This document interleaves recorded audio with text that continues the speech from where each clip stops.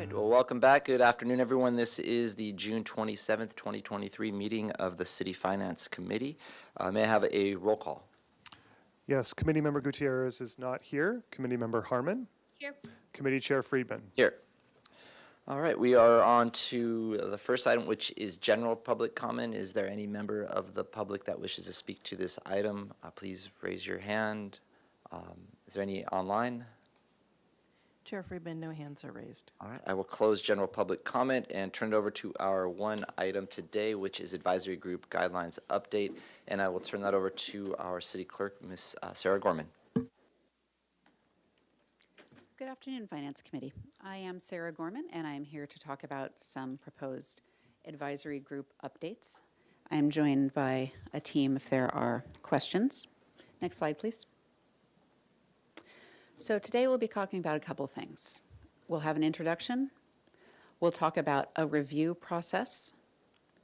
For these advisory groups, we'll talk about some initial recommendations for a phase 1 and a phase 2. Then we'll talk about initial recommendations for phase 3. We'll talk about next steps, and then we'll have an opportunity for comments and discussions. Next slide. So the city advisory groups serve to provide advice to the council on discrete and separate topics. Some cities might have 4 advisory groups or 5, but the city of Santa Barbara truly takes advisory groups seriously. The city has over 40 advisory groups. 11 of those were created in the city charter. Others were established by council, by ballot measures, or in other methods. And just in terms of language here, advisory groups for our purpose means the same things as boards and committees. So same. If you hear people talking about boards and committees, same thing. Next slide, please. So the advisory group guidelines, which are in front of you, govern all of the advisory groups and provide consistency for the public, for those advisory group members, and for staff. And the guidelines have not been updated in a while. They were last looked at over a decade ago. Next slide, please. So this is the advisory group organizational chart with many, many commissions on it. I will note that there are a few commissions which are not noted on here. In particular, the Parks and Recreation Commission, those commission members appoint members of other commissions, including the Golf Advisory Committee and a few other committees. But here you'll see there's a number of commissions. This includes commissions that are created by the charter or by other methods. You'll see that community development has quite a few, Public Works has quite a few, and there are others that are in various departments. So they're plentiful and found throughout the organization. Next slide, please. And we're here as part of Vision 2030, which, as you know, is a collaborative effort to identify challenges, evaluate options, and implement solutions. In particular, we're here before Finance Committee today as part of the fiscal sustainability and operational efficiencies elements of Vision 2030. Next slide. So to talk through this advisory group review process, we have it broken into a couple of phases. Phase 1, which we're discussing here today, is about the guidelines. We're looking to standardize and update those advisory group guidelines. They're before you today, and then they would go forward to full council.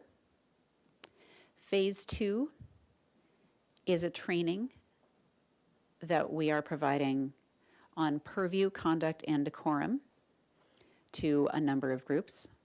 And phase 3 is outreach to the advisory groups and staff recommendations. Next slide, please. So talking about those guideline updates, the updates are related to legal changes and best practices, and they'll ensure consistency across those advisory groups. As you can see, they cover a lot of different topics, and we want to have consistency across them. We'll update the ad hoc or standing subcommittee processes. We'll update the process for adding agenda items. We'll clarify the process for advisory group liaisons, and we'll update the diversity, equity, and inclusion language. Next slide. The purview, conduct, and decorum training I think some of you have sat in this before in your life as liaisons to other committees.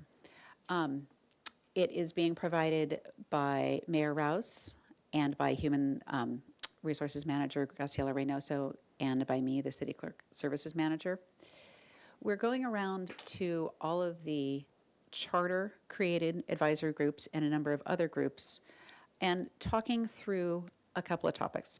We're talking through the purview of these advisory groups. We want to make sure the advisory groups know their specific purview and understand that they are providing advice on essentially the topic that's the subject of their advisory group.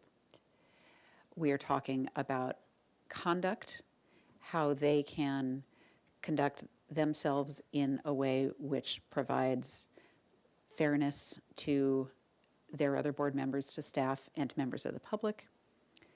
And we're talking about decorum. And we're providing some advice to the chairs of the boards on how to run a meeting efficiently. And that is pretty much wrapped up. We have a few more boards to go, but we've gone to most of the boards we were planning to go to. Next slide, please. And then phase 3 is the advisory group outreach and review. This will be outreach to the advisory groups on the updates to the guidelines, evaluating operational efficiencies, and review for opportunities to align and enhance the advisory groups and their structures, and will then return to Finance Committee for discussion. Next slide, please. So next steps are for Finance Committee to review those guidelines today. Staff will then take those guidelines to Council. That purview and decorum training is ongoing, and then we'll have phase 3, the staff review of the advisory groups. Next slide. And so our recommendation is the Finance Committee consider and recommend that Council receive a presentation on this topic and adopt a resolution updating the guidelines. Next slide. And we're here for any questions and comments. Thank you for the presentation. Are there any questions? All right. I don't have any questions either at this point. So are there any members online who wish to speak to this item? Chair Friedman, no hands are raised. All right, I'll close public comment and we'll move on to comments. Anybody want to start or you want me to start? Member Gutierrez.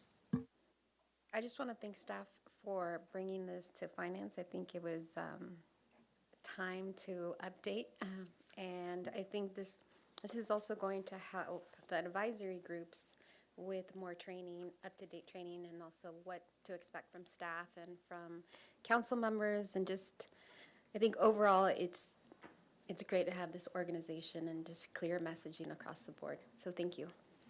Thank you. Member Harmon? Thank you, Chair Friedman. I totally agree. I think this is really important work and really appreciate everyone undertaking it. It's a long time overdue. And I guess I do have just one quick question, and maybe I missed this, but there has been some discussion about various committees or groups that are no longer particularly active or relevant. And obviously that's a larger discussion to be had. Some of them, obviously the 11 that are in the charter, that's, those are sacrosanct. Is part of this having a discussion about whether some of those commissions no longer should continue? Yes, and further discussions will be part of the phase 3. Phase 3. Okay, awesome. Thank you. Well, I too fully support this and really appreciate it. Thank you. Excellent question, because this is for all the groups, and then we're going to be more targeting, as I understand it, going into the individual groups for specific changes as part of phase 3 at that time. And this will help actually understand what those changes need to be, because we'll have more standard set of rules. And I agree, I appreciate staff going through this, putting it together. I know it's part of the Vision 2030, which is a large effort to get this city to operate as efficiently as possible with the limited staff resources we have. And so it's small things like these that add up significantly when you're talking the amount of time it takes for a lot of these processes that are redundant in some cases, and it just frees up hours and hours of staff time. And we do have over 40 advisory committees, as you mentioned, so that's a big haul, and multiple departments, not just the clerk, but work on these, the city attorney in particular, those two, and then whatever department the committee functions under. And they were last updated over a decade ago. And so just in a broad sense, some of the major topics that I think I'm pleased that these are addressing are the issue of standing committees in the committees, in the board, in the advisory groups, and then how to get things on the agenda there, and then the liaison issues. And that's all ties into the training that's being done as well, so to make the trainings more efficient, because it'll focus in what the purview of the group is. So with that, I'm supportive of the recommendation, so I do need a motion. I make the motion to move staff recommendation. Is there a second? I'll second that. Motion's been made and seconded. All in favor? Aye. Aye. None opposed, none abstained. Passes, and this will be forwarded on to council. And with that, we are adjourning this meeting. Thank you.